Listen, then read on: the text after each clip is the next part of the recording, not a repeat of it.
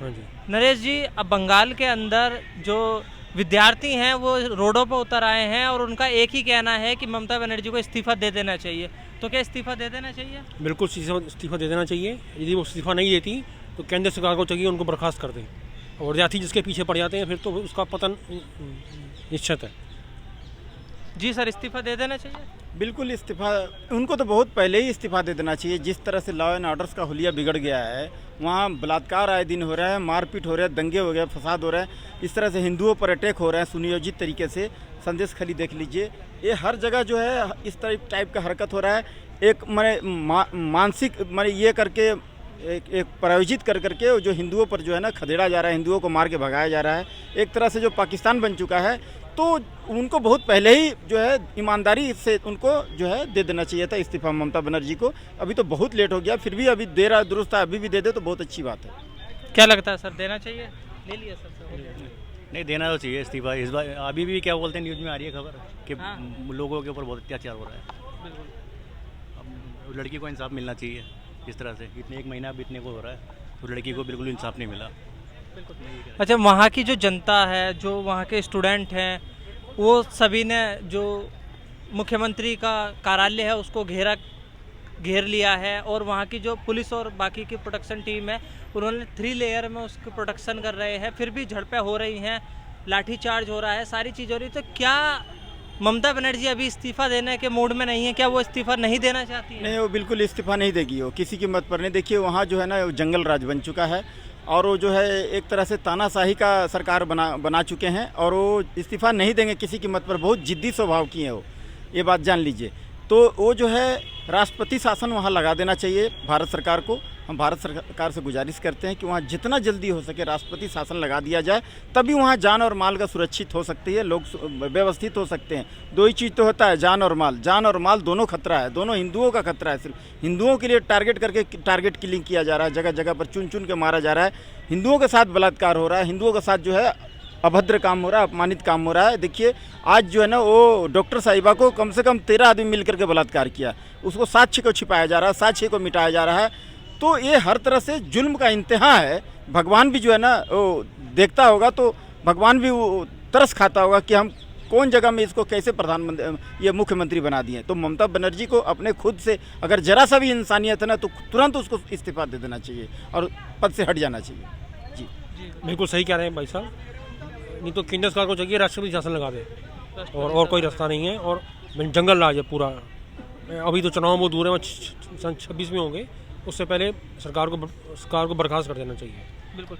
अच्छा, जनता का ये कहना है कि अगर मेजॉरिटी में बीजेपी की सरकार है, केंद्र सरकार में है, बाकी स्टेटों में भी है, तो सरकार को एक ऐसा कानून क्यों नहीं बनाना चाहिए जहां पे अपराधी को जल्द से जल्द सजा दी जा सके? ऐसा कानून हम क्यों नहीं बना पा रहे हैं? देखिए हम खुद जो है उसका गुनहगार और जिम्मेदार हम खुद हैं।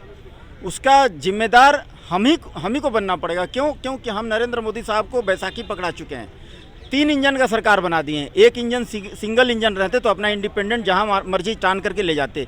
3 इंजन है, एक उधर खींचेगा, एक उधर खींचेगा, एक इधर खींचेगा, वो कहाँ जाएगा पता नहीं। इसीलिए जो है हम उनको जो है मजबूत सरकार नहीं बनाए तो हम दोषी है ना।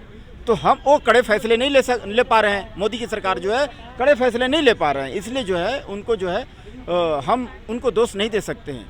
आज जो है देखिए, अगर हम 270 सीट भी अगर कम से कम मोदी साहब को दे देते ना, तो बहुमत की सरकार बन जाती, तो इंडिपेंडेंट कोई फैसला ले पाते। लेकिन वो तो 240 सीट में सिमट के रह गए। तो इसका कहीं ना कहीं खामियाजा हम ही को भुगतना पड़ेगा, हम जनता को ही भुगतना पड़ेगा। क्योंकि हम उनको जो है लालच में आकर के उनको वोट सही तरीका से नहीं दिए, सही पूरा बहुमत से नहीं जिताएं। हमें हर चीज़ दिए, हर जान माल सुरक्षा से लेकर के हर डेवलपमेंट से लेकर के हर चीज़। आज विश्व में डंका बज रहा है भारत का, मोदी सरकार का। तो वो जो है अगर हम उनको बहुमत से नहीं जिता पाएँ तो ये दुर्भाग्यपूर्ण है, और जो भी खामियाजा होगा ये हम ही को भुगतना पड़ेगा। मोदी सरकार नहीं बचाएगी, ये बात जान लीजिए। क्योंकि देखिए आज जो है ना मोदी साहब क्या नहीं किए देश के लिए। आज चांद पर जा कर के देखिए, शिव पॉइंट जा कर के, शिव पॉइंट वहाँ खंभा गाड़ दिए चांद पर जा कर के। आज जो है ना दूसरे देश में, आज भारत देश का प्रधानमंत्री दूसरे देश में जाता था तो उसको बंदूक की मूठ से मार के स्वागत किया जाता था। और आज जो इतना बदल गया हमारा भारत देश कि नरेंद्र मोदी साहब दूसरे देश में जाते हैं तो दूसरे देश का प्रधानमंत्री उनको चरण छू करके इस्तकबाल करती है, स्वागत करती है। इतना बदल गया हमारा भारत देश, सोच लीजिए। तो आज जो सारी कायनात जो है ना, ये भारत की भूमि को जो है सजदा कर रही है। तो ये किसके वजह से? नरेंद्र मोदी साहब के वजह से। सारा वर्ल्ड में जितना भी है वर्ल्ड लीडर बन चुके हैं, तो हम इस परिस्थिति में भी नरेंद्र मोदी साहब को नहीं पहचान पाए। आज ये विपक्षी जो है ना सिर्फ जातिवाद की राजनीति करती है, हमें लड़वाना चाहती है, हिंदू मुस्लिम को लड़वाना चाहती है आपस में। अब हम क्या कर सकते हैं? विपक्षी को तो 99 सीट दे करके मजबूत कर दिए, हम लोग क्या कर सकते हैं? ये देखिए 99 सीट आने के बावजूद बाद में 99 सीट जब इनका आ गया इंडी ठगबंधन वालों का, तो ये देखिए अपना असली रूप में आ गए। हर जगह अपना असली रंग दिखा रहे हैं। कहीं बलात्कार कर रहे हैं इनके सांसद, इनके आदमी, इनके कार्यकर्ता, इनके इंडी गठबंधन वाले के, देख लीजिए अयोध्या धाम में है, और कई जगह जो है ये बलात्कार कर रहे हैं। तो ये जो है खामियाजा जो है हम ही को भुगतना पड़ेगा, क्योंकि हम नरेंद्र मोदी साहब को कमज़ोर किए हैं जी। अच्छा, जनता का जी और कांग्रेस पार्टी ने ऐसी पार्टी से गठबंधन किया है कश्मीर में नेशनल कॉन्फ्रेंस से, जो ये कहती है कि दारा 70 लाइन लेके आएंगे, 35 लेके आएंगे। इससे पता चलता है कांग्रेस पार्टी कितनी गलत है।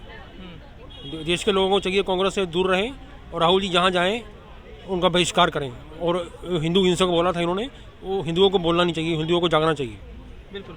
अच्छा, जनता का कहना ये है कि हमें जो अरब जैसे कानून बना देने चाहिए, जहाँ पे रोड पे जो अपराधी है उसकी गर्दन को काट दिया जाता है, या ईरान जैसे देश में जहाँ पत्थर से मारा जाता है या फांसी दे दी जाती है, इस तरह के कानून हमें बना देने चाहिए देश में, जो रेप करते हैं उनके खिलाफ। तो क्या ये सही है? ऐसे कानून हमारे देश में बनने चाहिए? देखिए, बहुत सारे बुद्धिजीवी लोग लगे हुए हैं इस पर कानून बनाने के लिए। कानून बनाएं, मजबूत कानून बनाएं, ऐसा कानून बनाएं ताकि कोई भी काम इस टाइप का हरकत करने से पहले 1000 बार, 100 बार नहीं 1000 बार सोचे, उनका मन में भय हो। रामायण में कहा गया है ना कि भय बिनु प्रीत नहीं होता है। वो जो 3 दिन तक श्री राम प्रभु जो है धनुष बाण ले करके और प्रार्थना कर रहे थे कि समुद्र से रास्ता दे दीजिए, रास्ता नहीं दिया, तो भय दिखाना पड़ा। वैसे ही भय अगर दिखाइएगा तभी अपराधी इस टाइप का जो है ढीठ टाइप का अपराधी है, डरेगा, नहीं तो डरने वाला नहीं है। तो ये जो है उनको भय दिखाने की आवश्यकता है, उनको ऐसा सजा देने की आवश्यकता है ताकि डरे। योगी मॉडल चाहिए। योगी जी त्वरित फैसला के लिए जाने जाते हैं।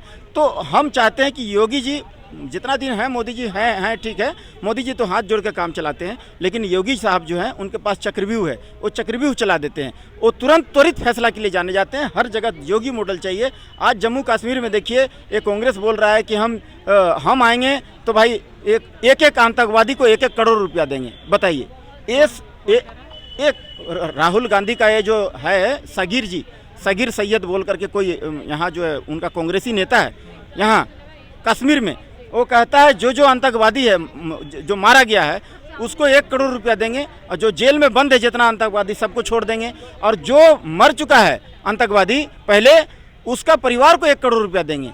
तो ये जो है देखिए, ये समाज का दुश्मन है और धारा 370 को वापस फिट करना चाहते हैं। भारत देश में धारा 370 को वापस फिट कर करके अराजकता का माहौल बनाना चाहते हैं। ये सीधी तरीका से देखा जाए तो ये कश्मीर, जम्मू कश्मीर को पाकिस्तान को थाल में परोस के दे देना चाहते हैं। तो इनसे सावधान रहने की ज़रूरत है। इनको जो है कान पकड़ के देश से बाहर फेंकने की आवश्यकता है, ये कांग्रेसियों और ठगबंधन वालों को। लेकिन कांग्रेस का कहना यह है कि हमने पिछले 70 साल के अंदर अगर कश्मीर को पाकिस्तान को नहीं दिया तो ऐसा 10 साल में क्या हो गया कि ये लगने लगा लोगों को कि कांग्रेस कश्मीर को पाकिस्तान को दे देगी। अरे भाई, आतंकवादी को क्यों छोड़ेंगे आप? वापस यहाँ का लोगों को मरवाना चाहते हैं, जगह जगह बम फोड़वाना चाहते हैं। ये कहाँ से किस हिसाब से आपको ईमानदार बोलेगा देशवासी? आप जो है बोलते 370 वापस फिट कर देंगे, राम मंदिर का फैसला पलट देंगे, राम मंदिर का जो सेतु को काल्पनिक बताते हैं, श्री राम प्रभु को काल्पनिक बताते हैं, आप इमरजेंसी का घाव देते हैं, सेकुलर शब्द चलाकी से घुसेड़ देते हैं देश में, सेकुलर से हम दो हमारे दो का चूरन चटाते हैं, करोड़ों हिंदुओं को पकड़ कर नसबंदी कर देते हैं। तो ये कहाँ तक जायज है? देश देख रहा है भाई। आज जो देश जो है, जनता जो है ना आपको नकार चुकी है। आपको खटाखट के चक्कर में 8,500 रुपया जो देने बोले थे, इस चक्कर में कुछ लोग लालच आ गए थे। 240 सीट जो मिला है ना, एक कट्टर जो बीजेपी का भक्त है, कट्टर बीजेपी भक्त जो 240 सीट दे के जिताया, मतलब कन्फर्म इनका सरकार तो बनेगा ही बनेगा। आने वाला समय में काट की हंडी बार बार आग पर नहीं चढ़ती है। इनको पता चल गया लोगों को कि ये झूठ बोलते हैं, झूठों की पार्टी है, मक्कार है इन लोग। तो ये जो 8,500 देने वाले नहीं है। और मुस्लिम भाई लोग जितना सादगी से अगर 8,000 वोट दिए हैं, 100% वोट दिए हैं, मुस्लिम भाई हो मुस्लिम बहन हो, ये 8,500 उनको भी नहीं दिए। उन कैसे देंगे? वो अपना प्रेसिडेंट डालने से ये बाप बोल करके देंगे। कांग्रेस में अपना प्रेसिडेंट मुस्लिम प्रेसिडेंट डालिए, तृणमूल कांग्रेस हो, झाड़ू छाप हो, सपा हो, बसपा हो, आरजेडी हो, जितना हो, ये तुष्टिकरण का जो राजनीति करते हैं, इनमें अपना मुस्लिम प्रेसिडेंट डालिए। 8,500 खटाखट जो है ना वो बाप बोल के देंगे। बिल्कुल जी, बताइए। और देश के लोगों को अब सोचना चाहिए कि इतना विकास हुआ है कश्मीर में बीजेपी को जिताएं और हरियाणा में भी जिताएं और राहुल जी का बहिष्कार करें। मेरी यही कहना था बस।